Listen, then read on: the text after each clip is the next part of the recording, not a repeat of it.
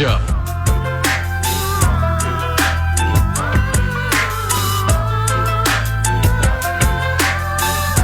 Some haunting music to begin a Wednesday in the neighborhood. The neighborhood being 9 to noon at FM 100.3 KFAN. Good morning. It's Paul Allen from the 651 Carpets Plus studios. An increasingly perturbed producer, mad producer by my side. Perturbed in that the Friends on Foes week that is 9 to noon, addressing and apprising and learning of the adversaries on the Minnesota Vikings schedule, was off to a beautiful, beautiful start yesterday. And today, we fully intend to learn about and or update you on the New York Giants, along with the Indianapolis Colts and the Jacksonville Jaguars and the Houston Texans. That AFC South thing takes place in the middle of the radio show. Friends on Foes at FM 100.3 KFAN. Ooh. Sir Leonard Dykert, the accomplished pianist, on that single note. Ding, ding, ding, ding, ding, ding, ding, ding. They're all Vikes, thus Friends on Foes. Bob Papa, play-by-play voice for the New York Giants first. Matt Taylor, play-by-play voice for the Indianapolis Colts second. And at about 10:03, Frank Frangie, play-by-play voice for the Jacksonville Jaguars. Right in the middle of the show, about 10:17. And Mark Vandermeer, longtime Vikes for the Houston Texans, middle of the show at 10:33. And now an increasingly joyful Eric Nordquist, producer of 9 to Noon, informs me, boom, the radio show is in the air, and good morning. Our Friends on Foes Vikes schedule series continues with the great Bob Papa, New York Giants Vikes, heading into his 30th season calling Big Blue football. Holy cow. Minnesota is at MetLife to hook the Giants week 1, and Bob joins us now. Now, disclaimer, Bob is of no relation to yesterday's Niners preview guest, Greg Papa. Hey there, Bob. Do you get asked a bunch if you and Greg are related? And good morning. Good morning. Great to be on the show, Paul. Yeah, all the time. It's kind of funny, actually. When I was also the voice of the Nets, Greg was working in the NBA. He was with the Pacers, the Spurs, the Warriors, and it would be funny, like we'd come into town and the Nets would come in, and one of the teams that he was with had just left town. He's, I just worked with your brother, this past weekend. I'm like, we're not related. So it's been going on for 25 years getting that same question. All right. Better broadcasting school and why? Bob Papa's Fordham University or Greg Papa's super special Syracuse? Wow, that's a great, they're both great, but I like to lean, I like to play the Vin Scully, Charles Osgood card. Right. So I'm a little partial to Fordham. And we kind of have New York locked up with Michael Kay with the Yankees, Mike Breen with the Knicks, and Chris Carino with the Nets. And Bob Papa with the New York Giants. Yeah, that's right. The late, great Vin Scully also attended Fordham, as Bob just shared. Is he an all-time favorite of yours? And quite honestly, Bob, is it even possible to identify like the best play-by-play voice in the history of sports? You hear that a lot with Vin Scully. You'll hear it with like Chick Hearn or some other immortality-like names. But is it even possible to identify that? I don't think so. I think you have to go by sport. I mean, I would say that over the balance of his career, would we not all consider Al Michaels arguably the best NFL play-by-play guy on TV? Right. I think Vin Scully is in that same sort of category when you're talking about the sport of baseball, even though, the Dwight Clark catch game, the famous NFC Championship game on CBS, Vin Scully was on the call of that one for CBS. But I think guys are identified by sports. Doesn't golf sound just much more natural when Jim Nance is doing it? Right. I mean, so you kind of, and of course Summerall and Madden in the growing days of television. So I think it's more sport related. Mike Emmerich with hockey. Did anybody create a certain feel that Mike Emmerich created that no one else has ever really matched? But Doc Emmerich, I mean, that's a fantastic submission here. All right, last one. Outside the Big Blue Covenant.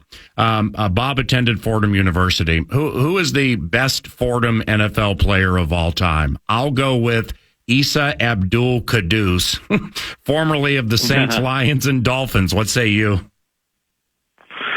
Wow, that's a great question. I mean, Ed Danowski, going back to the 20s and 30s, was a pretty good player in the National Football League, and actually wound up playing for the Giants.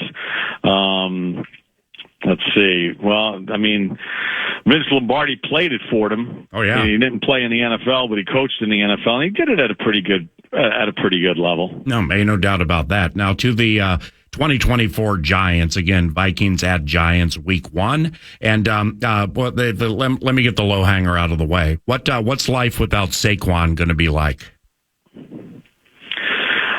It's going to be different. I mean, he was such a big part of what they did offensively, but as you well know, having called a lot of games with Adrian Peterson, who was arguably the most dynamic back during his era, and then you look at the Ezekiel Elliott's, and you look at this era. If you go back to 2000, a lot of Super Bowls are won with teams that use compilations and don't allocate big time resources to that position. And the Giants made a really good offer to Barkley during the bye week of November of 22. Basically the same deal that he signed for, and then in February of 23, they actually offered him $13 million a year. He turned that down, and they weren't going to go anywhere near that deal now a year and a half later. So they brought in Devin Singletary, who has been a very good back with Buffalo and last year with Houston. They've drafted another back, and I think, the Giants have 2 Lombardi trophies sitting in the lobby, and it was a compilation of backs, whether it was Ahmad Bradshaw, Brandon Jacobs, and Derek Ward sharing the load, or Reuben Drone. So most of the teams that win the Super Bowl in this era are not one back heavy anyway. Now the pads haven't gone on yet, and I would imagine that would take place next week. At least it does for the Vikings. Monday, yeah, and Monday for the Vikings too. And as Bob knows, I mean, that's a very key part of training camp when that takes place. What do you like about rookie wide receiver Malik Nabers from what you know or have seen so far? Really cool kid to talk to. In fact, I did a TV interview with him 2 days ago, and he's very engaging. He's got a level of humility to him. Listen, what do I like about him? How many of these high-end, high-draft pick wide receivers out of LSU don't turn into explosive players? I mean, the track record is off the charts, and you know it very well. I saw it with Odell Beckham Jr. What he did his rookie year in just 12 games was record-setting, and I think he brings those same elements. One of the things that's very likable about Nabers is his attention to detail as far as his route running. We know he's explosive, he's young, he's fast, he's elusive, but he's very disciplined in how he runs his routes, and he's very precise. And as you well know, when you get to this level, what you can get away with in college, you can't get away with in the National Football League. That's why this is the best of the best of this sport on the planet. And I think one of the things that's been impressive, at least from what we're hearing, is really good note taker in the classroom, and somebody that has really done a good job of picking up what they're installing. Hey, Bob Papa, play-by-play voice for the New York Giants, 9 to noon. How did former Gopher John Michael Schmitz Jr. fare last year in his rookie year? I think he's going to be a really strong player for this team. I thought he did well. Now, listen, his PFF grades and all that other stuff might not be the highest, but let's not forget he was thrown into a situation to be the rookie starting quarterback, rookie starting center, and his quarterback got hurt. The running back missed a handful of games. Your Pro Bowl left tackle missed 6 games in a row. They were an absolute mess at the guard positions last year, which is why they went out and signed John Runyon Jr.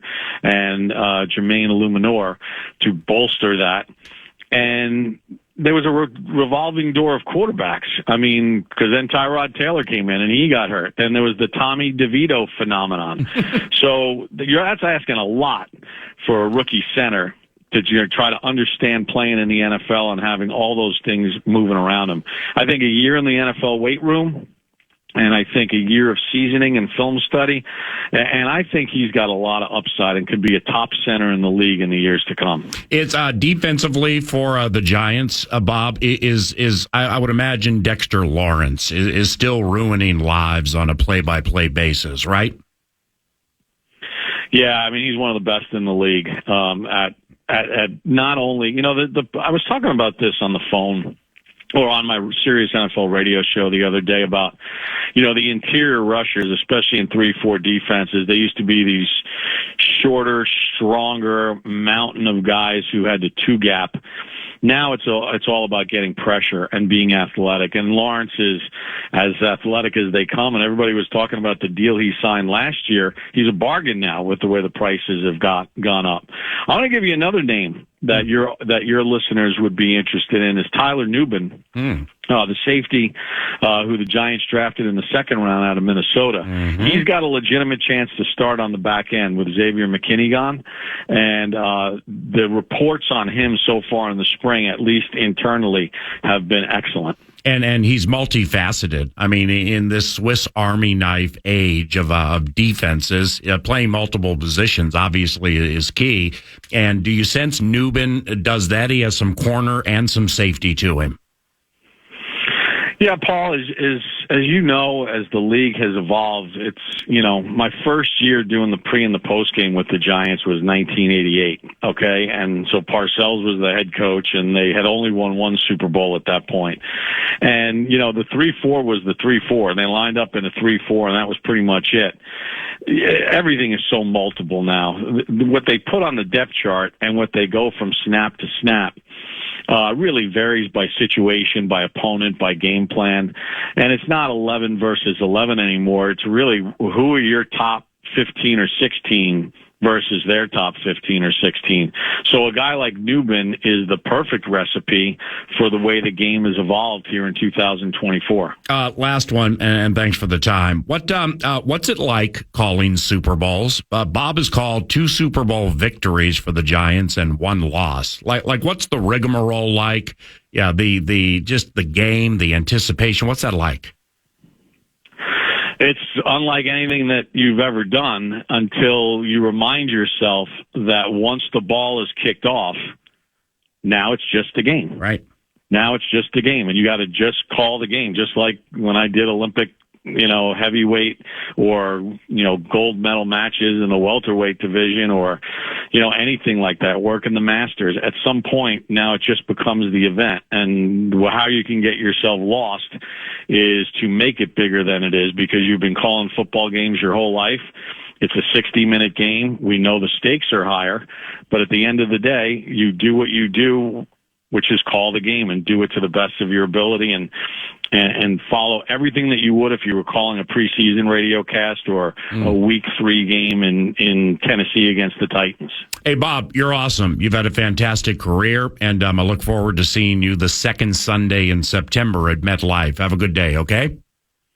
Paul, thank you so much. And yeah, when you get to town, you're going to be inundated because that game kicks off the 100th season of Giants football. So there's a lot going on. Oh, that's fantastic. Big Blue football, that's immortality in New York, no doubt. See you, bud. Thanks, Paul. Bob Papa. It's at @BobPapa_NFL if you'd like to follow him via Twitter. And Friends on Foes and 9 to noon this Wednesday is in the air. Good morning, courtesy of TimberTech and TimberTech.com. What's on deck 9 to noon includes Vikes Bites around the corner, followed by Mike Florio from ProFootballTalk.com at 9:40.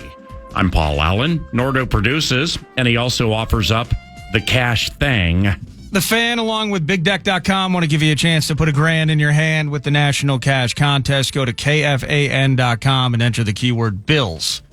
You might win $1,000 to maybe pay some bills with the keyword bills at KFAN.com. Good luck.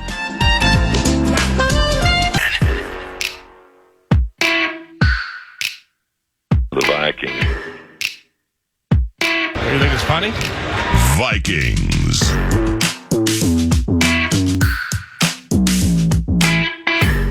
Welcome back, 9 to noon. It is time for Vikes Bites. Yeah, it is. Brought to you by the great people at Thousand Hills Lifetime Grazed Grass-Fed Beef. Go to that Thousand sounds Hills. good. Oh, yeah. It's delicious, good actually. right Matt and Company, speaking of companies, it is a Clearwater, Minnesota-based company. You can buy elite grass-fed beef, learn about regenerative agriculture at the Thousand Hills website. Otherwise, you can go to your local Coburns and co-ops and pick it up there as well. Thank you so much to Thousand Hills and all they do for 9 to noon. I want to start here. There was massive news regarding a contract yesterday, PA. Right. It included this guy. The Duke! The Duke! The Duke is on fire! Unbelievable. There's another guy to talk to, but how about Duke Shelley coming back? Unbelievable. We're messing around with the Niners Vikes yesterday, talking about the Duke, the Duke, the Duke, the Duke. The Duke is on fire.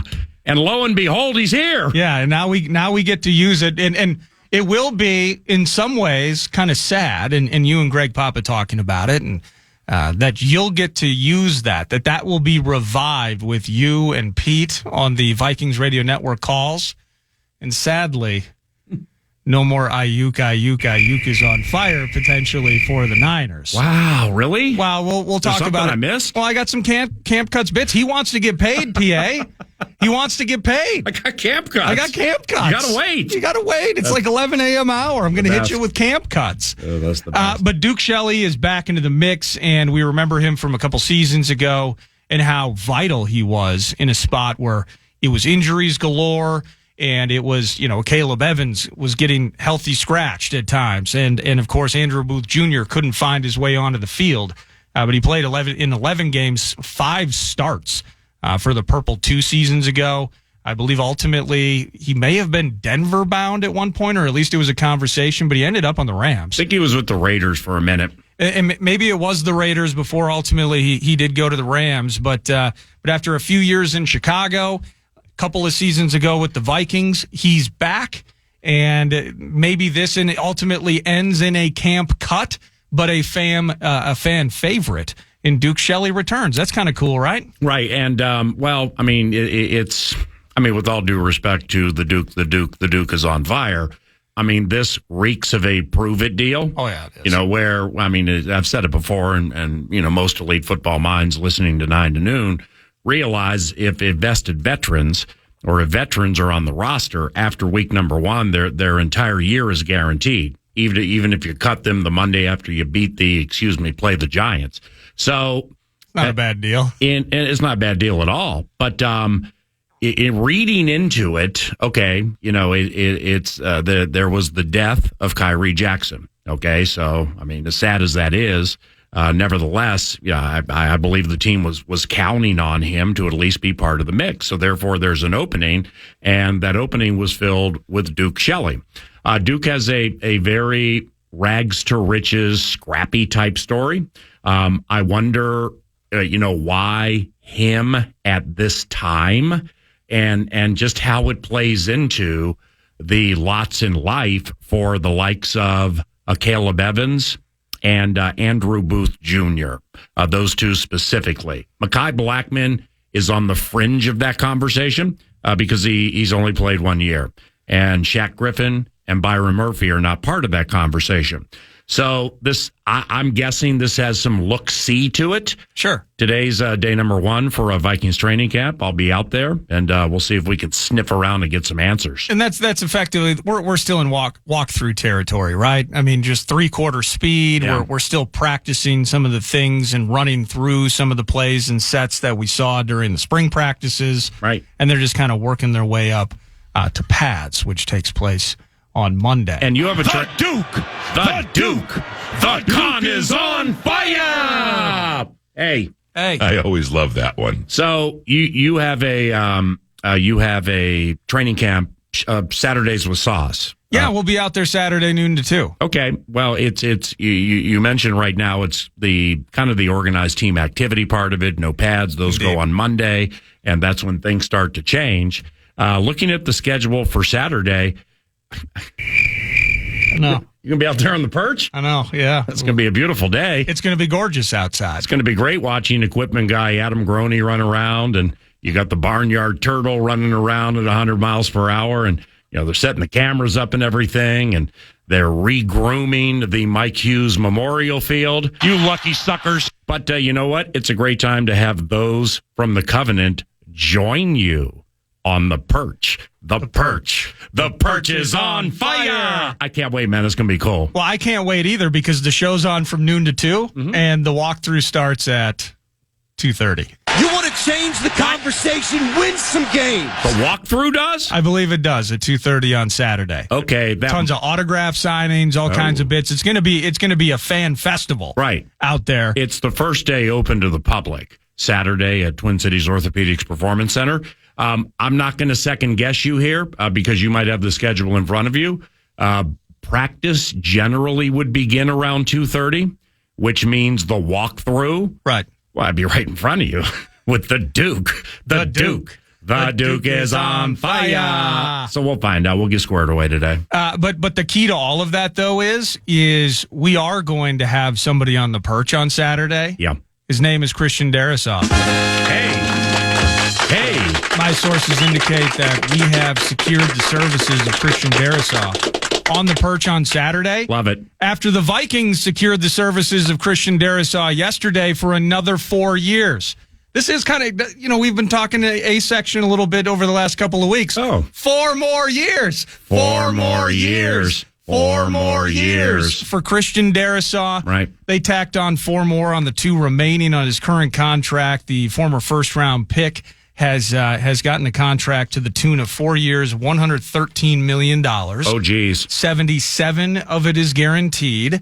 And just kind of thinking through things with the team as it exists now, and we'll get to the Dalton Reisner, Blake Brandell, Ed Ingram into year 3, and Garrett Bradbury still kind of is here because it's not a bad contract for the Vikings when thinking about the Minnesota Moving Company. But now we're bookended. We love Brian O'Neill. We want to see him play a full season without back end of season injuries like we've seen the last 2 years, whether it was the Achilles 2 seasons ago, and then he found himself, I think, missed 3 or 4 to end the season last year.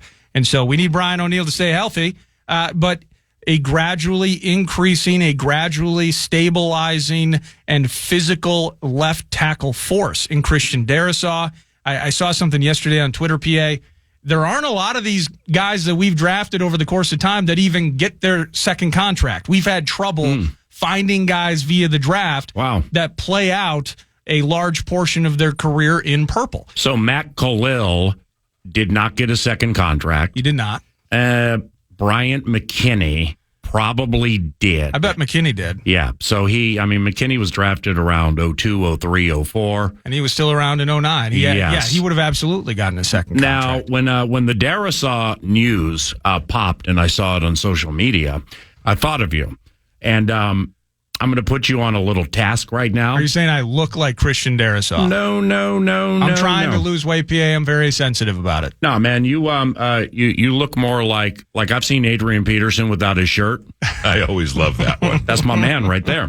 But Andrew Thomas, all right? Now, there are times, like when Andrew Thomas signed, you immediately went to the Darrisaw card. Oh, yeah. And you've mentioned it several times, and I can't remember what kind of cash. Yeah, it was 4 or 5 and between 115 and 120. Okay. And so the idea behind that, you're right, is I'm thinking if this is what the market setting contract is going to look like for a lineman, buckle up for whatever we're going to have to pay Darrisaw. Did he hit it? Did he, as Thomas would go with the guarantee? His average, the AAV portion of it, I believe that he is now above, that he is the top tackle in the NFL. From an average Darrisaw. annual if he plays out the contract. Yeah. Wow. Well, And I will look it up and verify it. Yeah, Christian's one of the best left tackles in the NFL. Now, this comes with all due respect, but there have not been many times, but there have been some times where Christian was pushing through injuries and then didn't make it to the game. And maybe I shouldn't say times. Like last year at Atlanta, it just seemed like it was a little uncomfortable. Yeah. In that, he was, I think, questionable all week. And I think the belief mostly was he was going to play at Atlanta, the Dobbs game. And he was quite the late scratch. So then David Quessenberry, former Texan, he played in Darrisaw's stead at left tackle. And Quessenberry's still in the mix, by the way. Nice swing tackle to have. I had heard of him. I hadn't watched him much, but he filled in quite nicely when he received the opportunity at left or right tackle.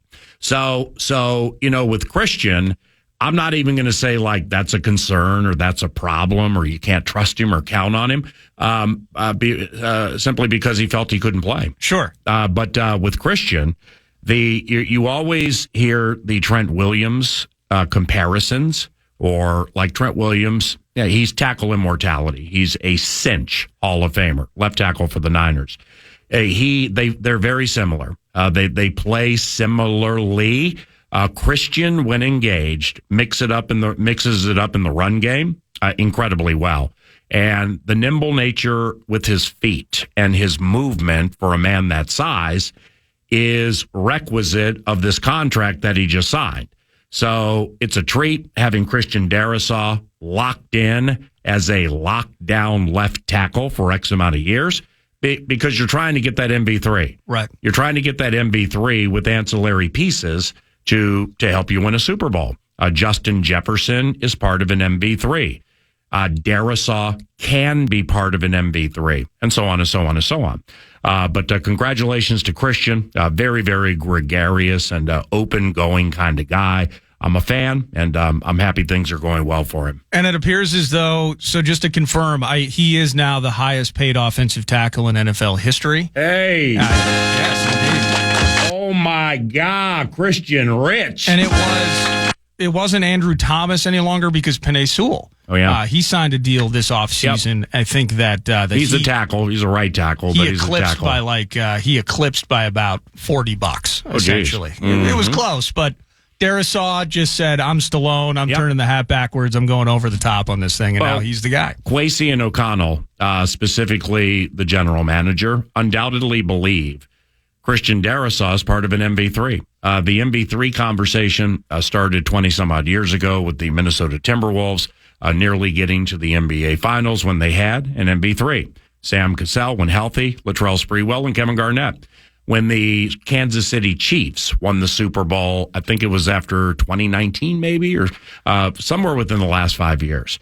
They, Brett Veach, their general manager, who took over for John Dorsey and was part of the Patrick Mahomes draft. You can tell from afar what's important to Veach. And I'm not a big luck guy, specifically with the process that goes into drafting players. But he's done a really good job in the back rounds, the Friday and the Saturday rounds, to fortify the Patrick Mahomes piece. But that MV3 there with Mahomes, Travis Kelce, and Chris Jones sent Tyreek Hill to Miami. So it's to see what Kwesi is doing here. Yeah, you get Jefferson signed and signed, sealed, and delivered long term, and likewise for Darrisaw. So Kwesi clearly believes he has 2/3 of the MV3. Now, when you draft a quarterback 10th, whether he plays this year or not, that is supposed to be part of the MV3. Right. So, my guess is we'll have to wait for that a little bit with young J.J. McCarthy. But the coach, Kevin O'Connell, coaches can also be part of an MV3. Like, when the Rams won the Super Bowl beating the Bengals. What was their MV3? I guess we could put Stafford in it if you want, but Aaron Donald, Cooper Kupp, Sean McVay. That was the MV3 for me, with Stafford by the side of McVay, kind of being 1 and 1A. So this is a move that had to happen. And as a fan / somebody who calls their games, I'm happy it happened into the season. So it wasn't a constant peppering of the head coach at the press conferences. Anything new with Christian? Anything new with Christian? Anything new with Christian? You expect that to be coming up. So that's pretty cool. Absolutely. Last thing for you. Vikes, bites. Ivan Pace was with Kay Adams. Kay Adams, whether it was Randy Moss last week, Ivan Pace within the last day or two, heavy on the purple recently. Really? Listen to this as it pertains to year 2 for Ivan and wearing the green dot. Your team believes in you a couple times. I saw that green dot on your helmet a few times last year. Are you wearing it this year? I believe so. Hey. I believe so. Shut up! Let's go! Really? Yeah. We lost Hicks, and then when he went down last year, I took over, and they gave me that trust that they had. So I believe now that he's gone, we're definitely wear the green dot next year. This coming season. That's amazing. I love that. That's amazing. Congratulations on that. I wanted to ask you quickly. Appreciate it. Thank you. So that was up in Adams. I think that's a FanDuel bit. Yeah. So that's the former NFL Network host. Yep. And Jamie Erdahl followed her. Correct. Yeah. So it's been something that I brought up with you a couple of times. I've wondered about that. Ivan Pace, the equity of being here last year. Yeah. The fact that as he noted and you heard in the clip, they did trust him with that responsibility. We saw it during the preseason, as a matter of fact. Mm-hmm. And because of injury, he had it. And so floating it by you. Wow. I'm thinking like Ivan Pace, I think he's got a good chance to wear the green dot. Now, the issue only that I have with his audio is Blake Cashman hasn't even been on the field yet. So here's Blake Cashman after hearing that interview with Kay Adams. You gotta be raping me. Yeah, I mean, I think Blake has a say in the fight a little bit, and that's good. And the old cliches of iron sharpening iron and all of that. Yeah, everybody wants to be the guy to be relied upon. There's a lot you got to do to be that guy, of course, but. Ivan Pace into year 2, feeling pretty good about himself, pretty confident. But we got Blake Cashman in the mix, and I think he has a little bit of equity in this league as well. It's interesting to hear it from him, though, with Kay Adams. Well, the green dot is the one taking the plays from Flores and sharing them with the huddle, and that's the orchestrator of the defense. Yeah, he's the maestro of the floaters. It's a longer form conversation. Pace has been green dot guy more than Cashman in the NFL. I believe so. However, this plays into a nickel and dime related conversation about who's in and who's out. Quite honestly, I think it's meaty, and may want to get into it tomorrow with Nacho Libre. Mike Florio, PFT next. Yeah.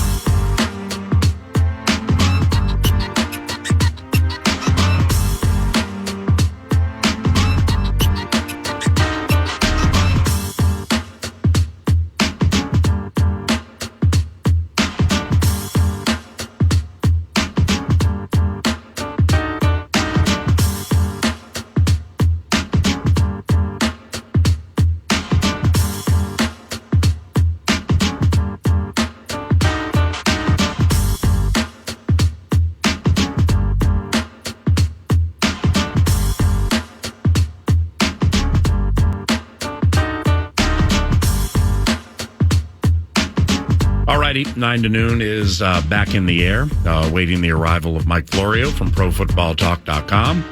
Like Bob Papa, the belief is that we may be having some phone technical difficulties on our side.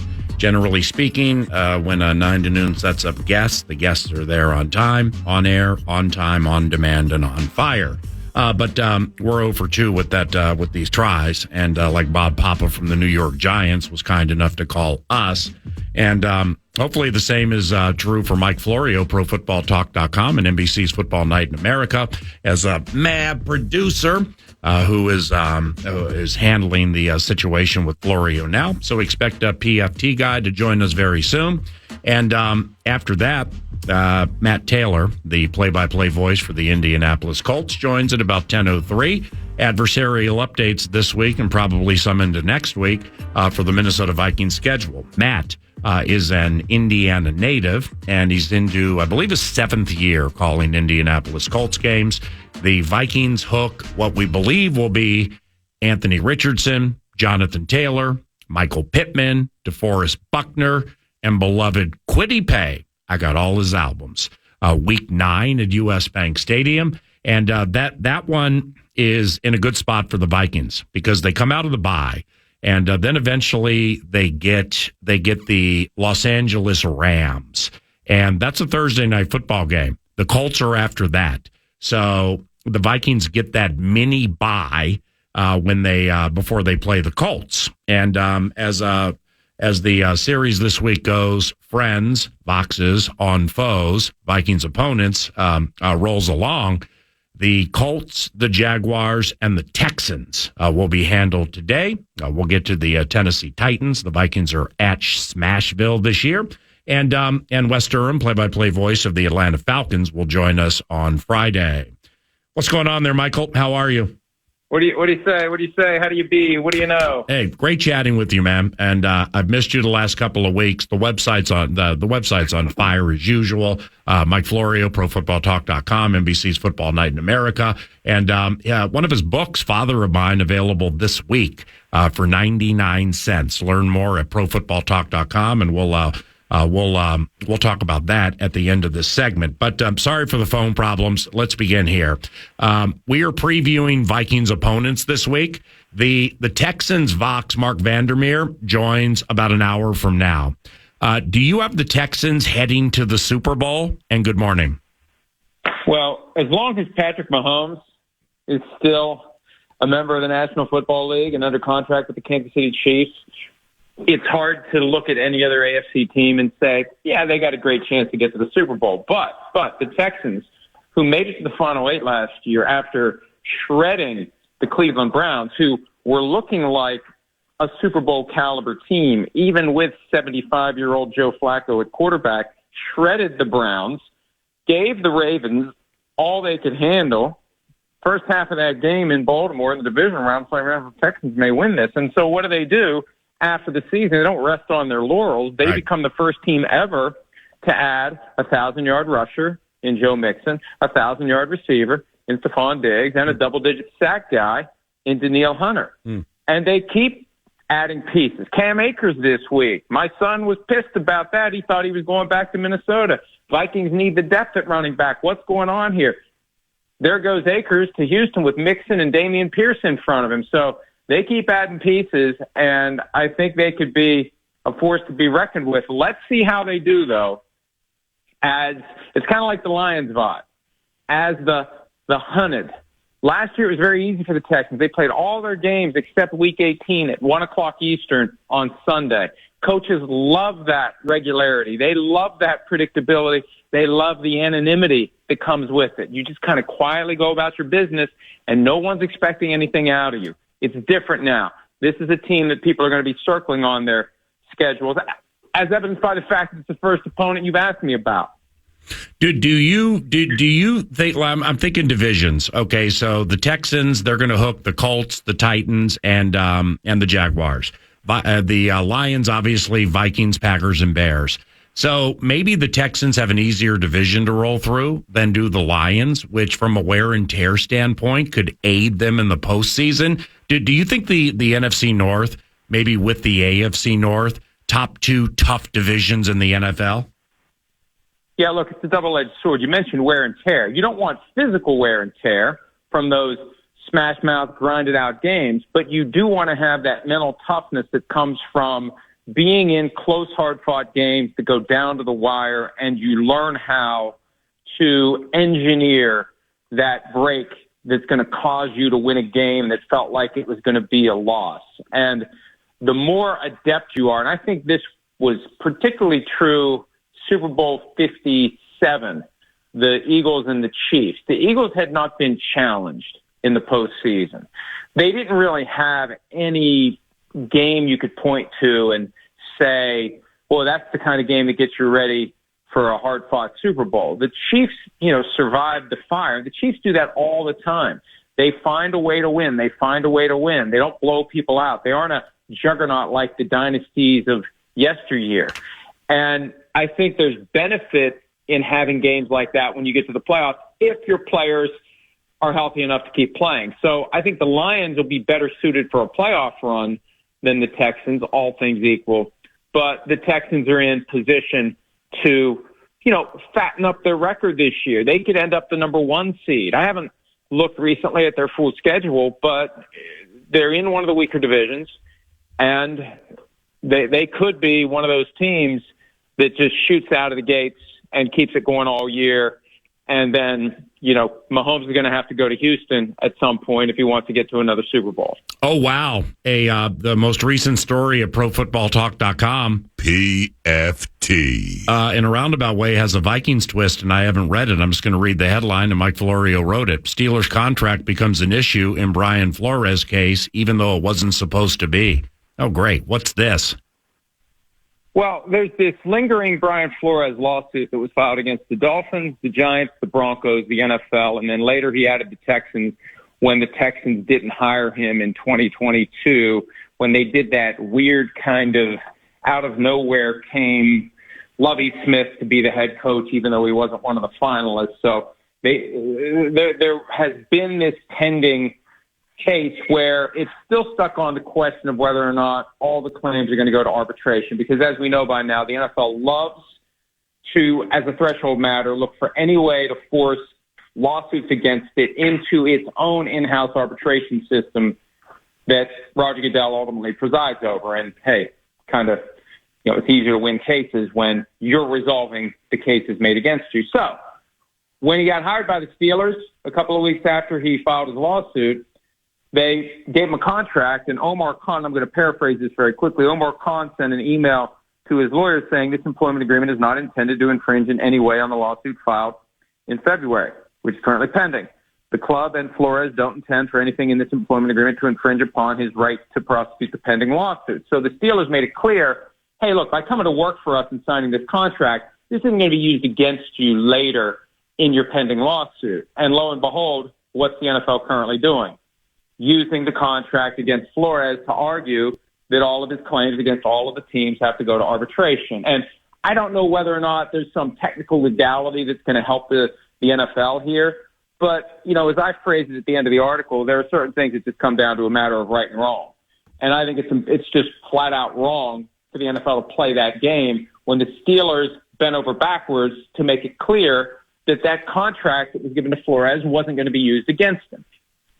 All right, let's Florio. Let's get the legality and the legalese and that minutia out of the way with I tried to make it clear. Was you it did. Not clear to you? No, Did you not understand? At the end of the day, here's what's happening. Yeah. In a nutshell, I got you. The NFL's trying to screw Brian Flores when the Steelers said, "Don't worry, you're not going to be screwed by signing this contract." The NFL's now trying to screw him with that contract. Right. It was in the contract. I read that part. Now, with the Sunday ticket trial, what's fresh, new, and exciting with that? Well, July 31, 1 week from today, that's when the judge is going to take up the NFL's effort to throw out the $4.7 billion verdict. I have been trudging through the 2,500-page trial transcript, just looking for any nuggets, because the case was so shoddily covered by the media. Nobody took the case as seriously as they should have. It ended up being the most consequential civil verdict in the history of American sports. It's going to be ultimately $14.1 billion because the 4.7 gets tripled under the antitrust laws. So it's amazing to me as I read through this thing how clear it was that the NFL was deliberately overcharging for Sunday ticket, taking full advantage of its most avid and zealous fans. Like me. Hey, I'm in the Pittsburgh territory for all these years. I want to watch the Vikings. Oh, I got to get DirecTV and put that dish somewhere. Okay, I'll do it. Oh, I got to sign up for DirecTV even though I have cable. Okay, I'll do it. Oh, I got to pay for the package that has all these other games that I really don't care about. I'm just doing this so I can watch Vikings games. Okay, I'll do it. They deliberately overcharged those people so there would be a large percentage who would say, I can't really afford that. I'll just watch the games that are available to me on my local CBS and Fox affiliate. So The NFL took advantage of its most loyal fans by overcharging them so the less loyal fans would watch CBS and Fox and drive up the ratings. That's what the case is all about. And even if the NFL ultimately wins this thing, and they're confident they will, I don't know what's going to happen, it still paints a very ugly picture for how the NFL does business. And because the case hasn't been covered the way it should have been, I think a lot of fans aren't going to realize it. And frankly, a lot of the fans that do realize it don't care. They happily pay and want to continue to pay more than they should have to pay for Sunday tickets. That's beautifully laid out. And speaking of TV, Mike, what do you think of the Netflix series Receiver? Are you liking it as much as Quarterback? I like Quarterback more. I think with 5, it gets diluted. Guys get lost in the shuffle. Like Deebo Samuel, it just felt like every once in a while somebody's like, oh, we better put a Deebo scene in here. Right. I think they should have just done 3. And I wanted more from Amon-Ra St. Brown and his family. I think his dad is a very compelling and interesting figure. I wanted more from Justin Jefferson. I love his family. I wanted to get to know them more. Even though he was injured week 5 of last year, there's a journey and a different wrinkle that they could have chronicled as he goes through this recovery process and the frustration of not playing. So I just think that it was too many.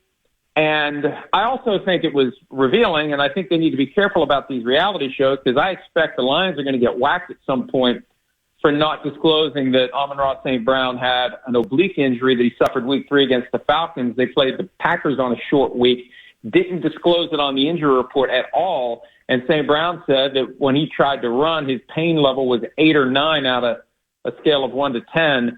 And, this is the kind of thing the NFL needs to be concerned about. Inside information turns into dollars and cents in a world of legalized gambling where the NFL is grabbing as much cash as it can from the sports book. So they need to be concerned about it. They had no comment to me when I asked them about it, which could very well mean they're taking a look into it, and we'll find out when the NFL decides what it's going to do about the Lions hiding that injury. Lions, does it make sense for Dan Campbell to be as fourth down aggressive as he is? Does he need to temper that aggression some, in your opinion? Yeah, there's a point where you have to be strategic. You're aggressive when that's all you have.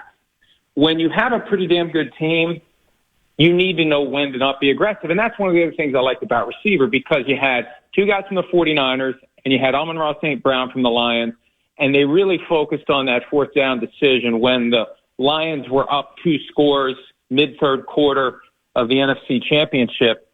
You've got Amon-Ra St. Brown's brother and dad in the stand saying they need to kick this. And then you see the reaction from Deebo Samuel when they didn't kick the field goal. When they went for it and didn't get it, it gave the 49ers belief at a time when they felt like they were done. So, yeah, I think that you need to know when to play the game of I'll take the 3 because, as we said at length at the time this was going on, if you can get back to 3 scores with 7.5 minutes left in the third quarter, that puts a lot more pressure on the 49ers. The next drive could have been Brock Purdy grips the ball a little too tight, interception, and then it's a 4-score game. It's over at that point. So you got to know when to just take 3 and not just believe. And I hate when coaches say this, and Campbell said it during the show. I just have so much belief in these guys. It's not about belief because the other coach believes in his team too. It's about doing the smart thing and not getting so caught up in my guys can do it, where you're going to put your entire season on the line because you just get kind of drunk on this idea that you can be aggressive all the time. Lastly, your book, Father of Mine, 99 cents this week. What do people do to get it? You go to Amazon, you click, you get it on your Kindle for 99 cents. 99 cents. You can find nothing for 99 cents. You can't buy a candy bar for 99 cents. Paul, when we were kids, you could buy a candy bar for a dime. Yeah. You cannot buy anything other than this book for 99 cents. And it is stupid for me to do this, but I don't care about the money. I want people to read it and enjoy it. We need these little escapes in our lives. Life's hard right now with all the crap that's going on in the world. Football is one of the things we use as an escape, but I love the feeling of having a book that I enjoy, and it kind of takes you to a different world, and it gets you away from whatever crap that you're dealing with either globally or individually. And 99 cents. I want people to read it. And I also have a selfish motivation. The sequel comes out September 3rd, Son of Mine. You can pre-order that for $4.99. So you put it all together for $5.98. And again, there isn't much you can buy for $5.98. You get about 850 to 900 pages of content that will be a little oasis in a troubled world. Beautifully stated. Call you next week. Bye. See you, bud. Mike Florio, ProFootballTalk.com.